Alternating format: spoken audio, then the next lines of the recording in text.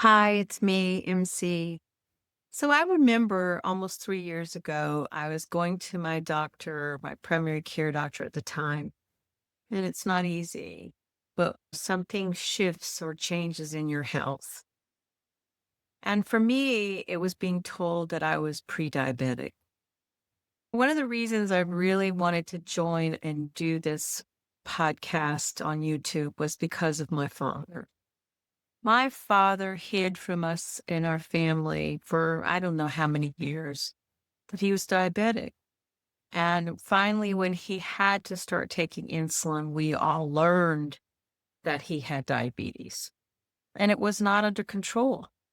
And when I suddenly hear that I'm pre diabetic, suddenly you feel a sense of, oh dear, because my father struggled for so many years with his diabetes. So I know as I get older, that I'm going to encounter things like my hip replacement. And I wonder, have you been there? And if you're watching this episode, I hope that some of the information that I share with you today will help you deal with whatever happens as you get older, because no matter how prepared we are, our bodies and our minds will change as we get older.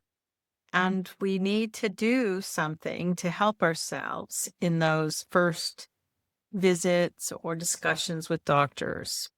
And today I want to tell you three things that you can do when something changes in your health and helps you with behavioral ways of managing that have helped me so much.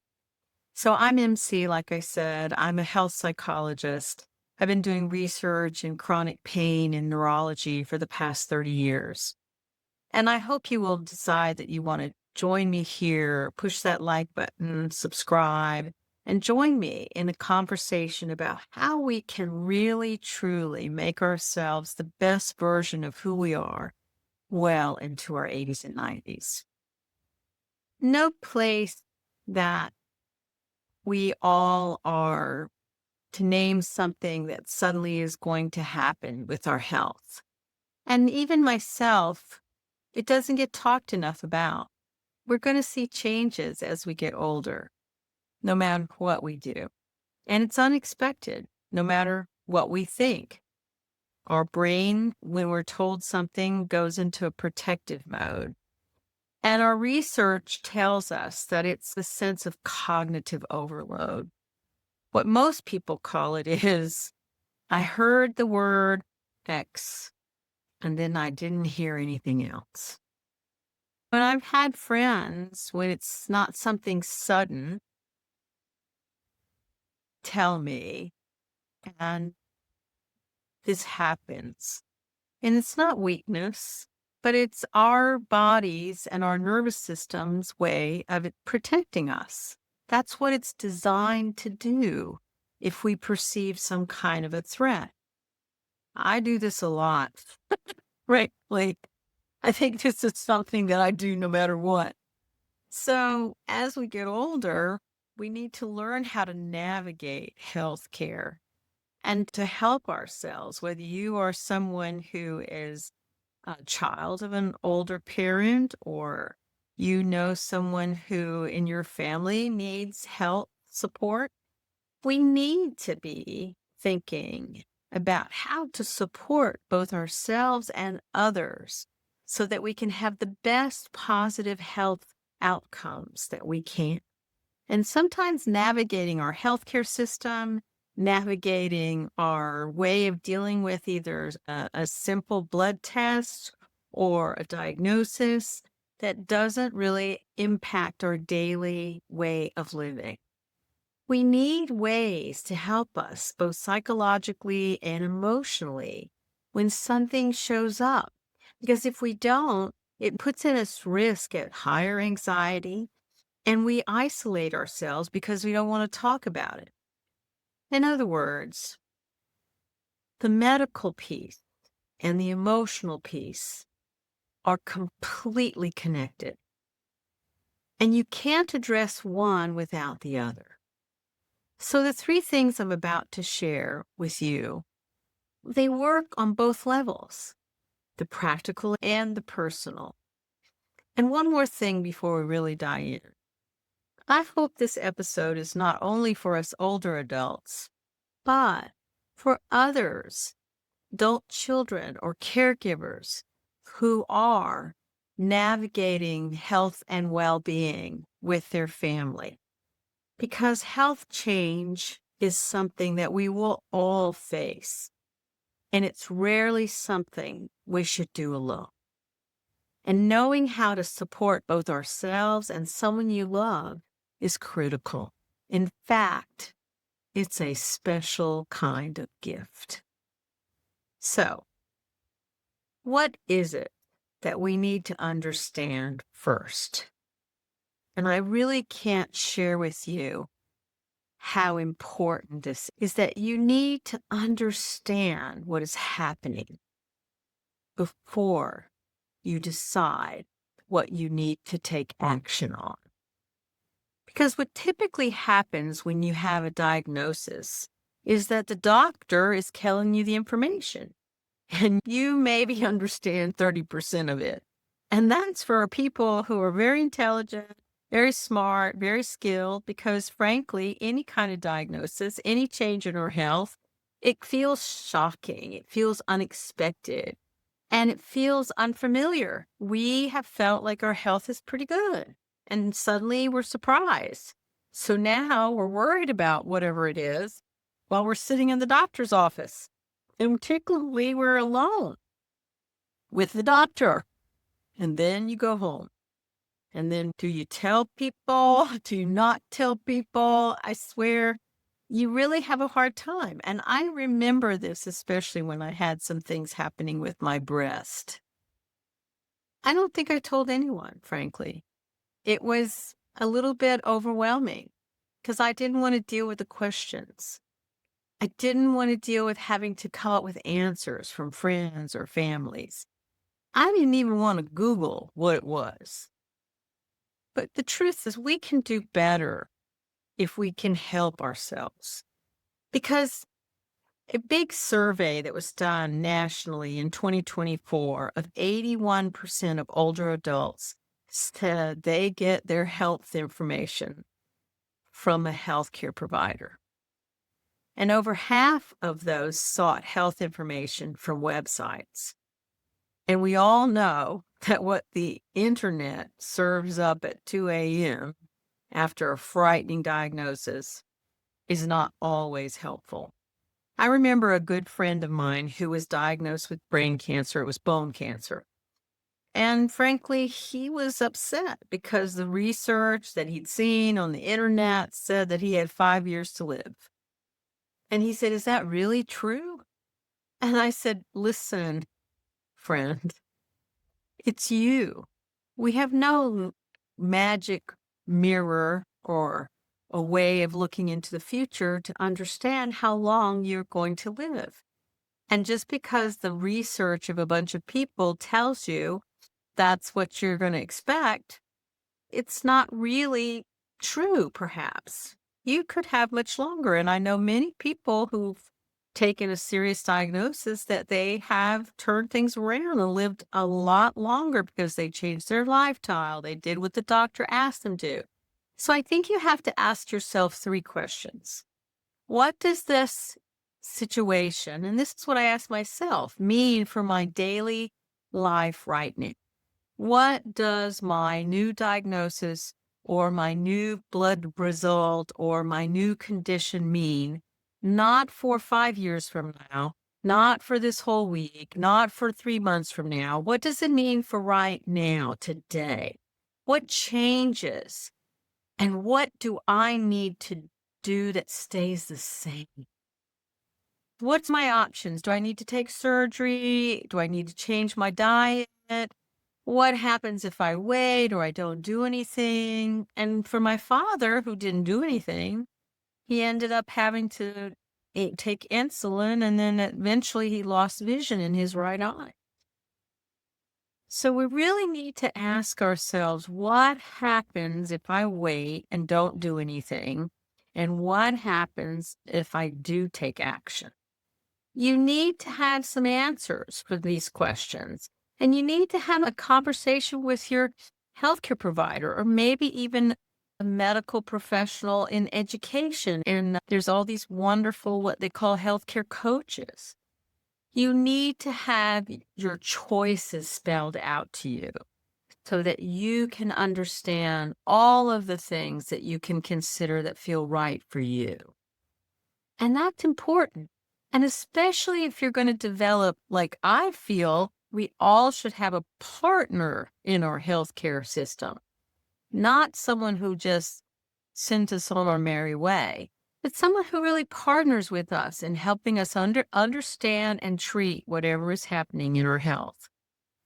And the third question is, can they explain to you in plain language? Because sometimes when doctors talk to us, we patients don't know what questions to ask. We feel like we can't really say, hey, I don't understand what that blood test means. I don't know what this means about my diagnosis. We feel judged or criticized if we're not able to understand what the doctor says to us right away. And the truth is that you need to be in a shame-free environment, a non-critical environment that allows you as the patient to ask important questions and to clarify what it is that are your choices if you don't understand them or if you don't understand the results of your tests. There's never enough education, and we're never too old or too smart to ask a doctor to say something again in a way that you can understand it. In fact, the research shows that even people with graduate level degrees like me with a PhD, we struggle with medical terminology all the time. I forget what it means. So asking for a simpler explanation so you don't feel confused is a sign of wisdom. Now, if you're someone who's a caregiver or you're taking care of an older parent, you're a son or a daughter, or you're also someone navigating a diagnosis that they have, one of the most helpful things you can do is to go to the appointments. I went to every single appointment of my husband who had multiple sclerosis, and frankly, I'm glad I did because when he was with them, he said he was fine. And when I was there, I was like, no, he's not fine. He fell. He did this. Because seriously, our partners or even our older parents, they do want to believe that everything's good. And they don't want us to worry about them. They don't want us to overact about something. They really just want to rock along and not shake the apple cart. And also, too, if I'm there with a doctor, I can take notes. I can help ask questions. I can write down what the doctor is saying. I can think about the 3 questions that'll help us afterward when we read the notes together so that we can simply understand what everything means and what changes we might have to do. The second thing is one that the medical system almost never tells you about, that there's an emotional layer to changes in our health.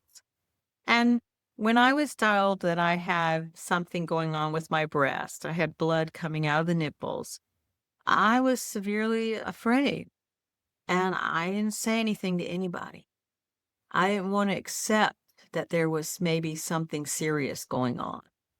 I wanted to just deal with it on my own. I didn't want to talk about it. I didn't want to share. And truthfully, when I look back at it now, I really should have reached out. I need to know that I can get support if I need it. Even though I'm very resilient and I'm someone who bounces back, I still have times where I really need to get support. And I needed to feel like I can get through this. I can do hard things. But really, some people are going to react to this differently. So, how you will learn to cope and deal with anything that's happening in your health is individually your decision. And how you want to deal with it is how you want to deal with it. And we need to respect and provide the social support and positiveness that's associated with whatever our older parents want. Because positive medical coping styles among us older adults who will have chronic illnesses is that it's not it's difficult, and each person is going to have to experience whatever it is. And sometimes needing to know how to help someone is not simple.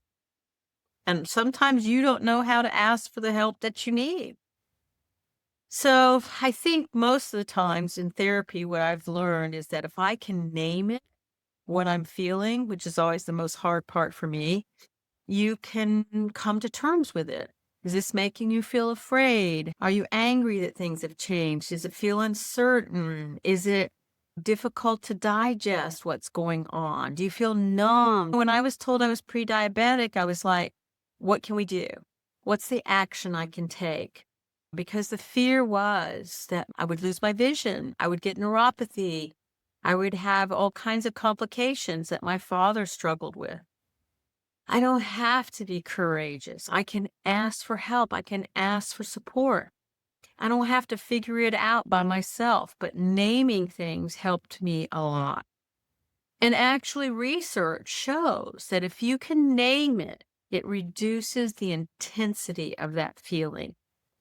And that's what labeling how you feel works. The second is let someone in. See if there's someone that you can rely on or lean on that maintains a mindset of acceptance and tolerating what you're going through, and that they can help you strategize if you want it, that you can face whatever health challenges show up. And that this could be a friend, a spouse, another adult child, a therapist, a pastor, a minister. There can be all kinds of support that you can get. Maybe you only let one person in or two people in, if that. The third thing is look for signs that you're not coping. And that's my thing. I have to look for those. There's a difference between grief that moves and a grief that gets stuck. If you find yourself really isolating from everything, unable to sleep, unable to eat, or overeating, you're losing interest in stuff that used to matter to you. All of this is not a weakness, but it is showing that maybe you need more support. You need someone to help you navigate things or give you some ideas so that your life can still have meaning for you. And asking for that support from a mental health professional or from your doctor or from anyone in your circle is one of the bravest things you can do. So, for people who have aging parents, don't try to fix these feelings in your parents.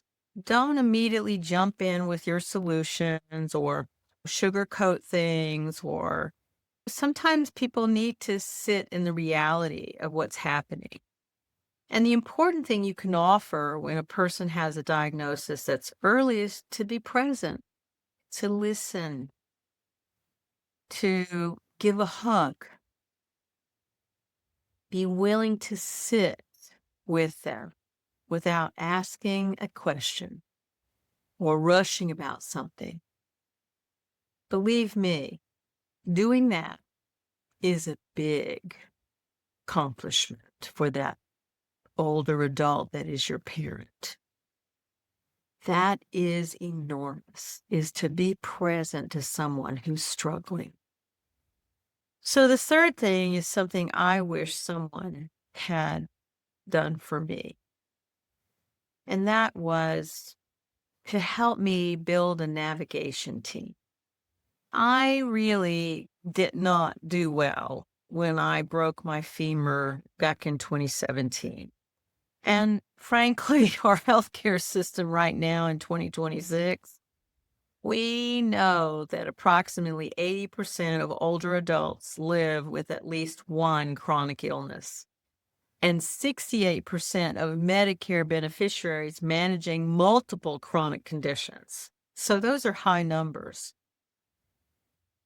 The system that we have that is our medical care is complex, it's fragmented, and it to me is overwhelming, especially when you're dealing with something new that's happened into your health and that's on top of everything else. And something you could be doing everything right, exercising, nutrition, mindfulness. And guess what? Still, things can jump up in your health that you find is unexpected. So, having some plan, a way of navigating what's going on with your health when you're not alone is a key component, is to have a plan that we don't have to be alone, that you can develop a team that has three roles. And these can be different people or one person who has these three hats. You can do someone who's a medical advocate for you, who's willing to go to doctor's appointments, to listen, to take notes, and can help you remind things or write things down or gather materials. Let me tell you, that is a key person in your arena of support, is to have someone who can navigate with you as you're dealing with a diagnosis. The other is emotional support. Who is that person that you can call when it's 11 p.m. and you're suddenly having some kind of fright that's happened, or someone that listens to what you're saying and they're not judging, they're not responding with some criticism or solution. They're just listening. Is it a longtime friend? Is it an adult child? Is it a spouse? Hey, it could be your therapist or a counselor or your minister.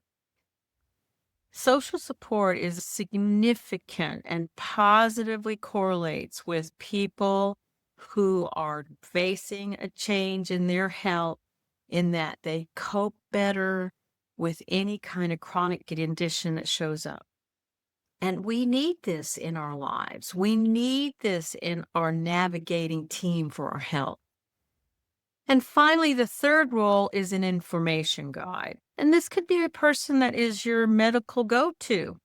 This is that person that helps you find trustworthy sources, not a website, not a chat bot, but established sources where you can get information from the National Institute on Aging or the Mayo Clinic or the New England Journal of America. That's a wonderful journal. The American Heart Association. I was surprised. I was on the CVS portal. I was shocked at the amount of information they made available to you. They even gave you exercises you could do. I was like, wow. So there are places out there, even AARP is an information guide that can give you some guidance. I know for me, I went to the Multiple Sclerosis Foundation because they were huge for me when my husband was diagnosed with multiple sclerosis. So if you're going to face a health condition change in your body, and believe me, it's going to happen. At some point, we're going to learn something about our health, our mental well-being, or our physical health, a diagnosis. So we're going to need a team and we're going to need a player. And you need all of these things so that you don't get overwhelmed, that you have these things in place, and that you can definitely manage whatever it is that you need to face. So one, understand before you decide on any kind of action. That's key. Two, take care of how you feel emotionally. We're emotional beings. As humans, we need support, but do it in a way that feels right for you. And don't do it apologetically. We need support. We need care. Maybe you need to go to the support groups. I know that was helpful for me. I went to an MS Foundation healthcare support group for spouses who had a spouse with MS. And the third is to build yourself a navigation team.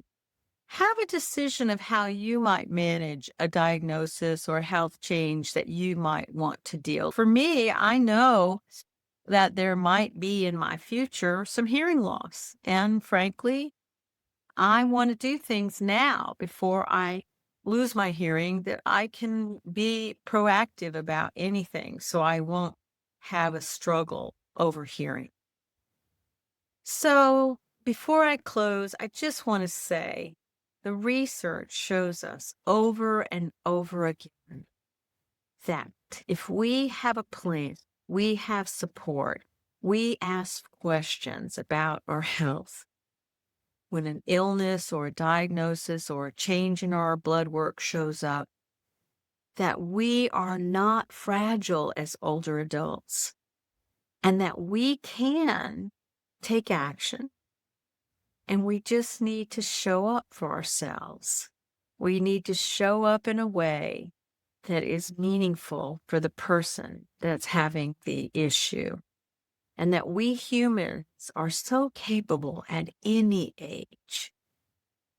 When we're given the right types of tools, the right support, and the permission to take ownership of our own health, whether it's daily actions or a long-term plan. Like I've got a plan this month that I'm only going to get a reward if I really show up for myself in two ways: in moving my body more and lifting weights.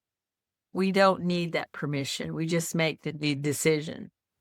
So I'm MC. I'm a health psychologist, and this is Healthy by George.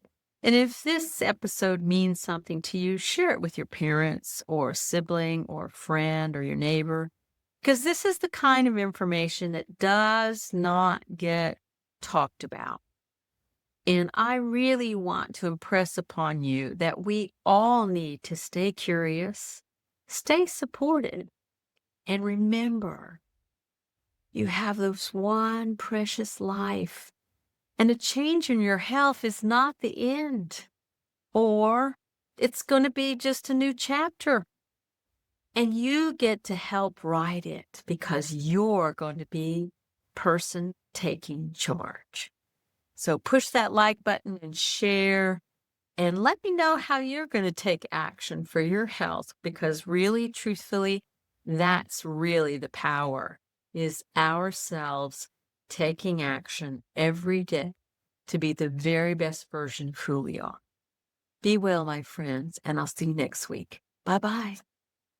So thank you so much for joining me at Healthy by George. I hope you found the information inspiring and that it encourages you on your wellness journey. Because remember, your body, your well-being are a most precious gift, and every tiny action taken daily can make a huge difference. I hope the information here is educational purposes and is not meant to replace your medical care. See your doctor and talk about what works for you. If you enjoyed today's content, don't forget to give it a thumbs up and subscribe to my channel. Your support means the world to me, and it helps me continuing creating content that inspires and empowers you to live your best life. Goodbye for now, and join me again at the next Healthy by George.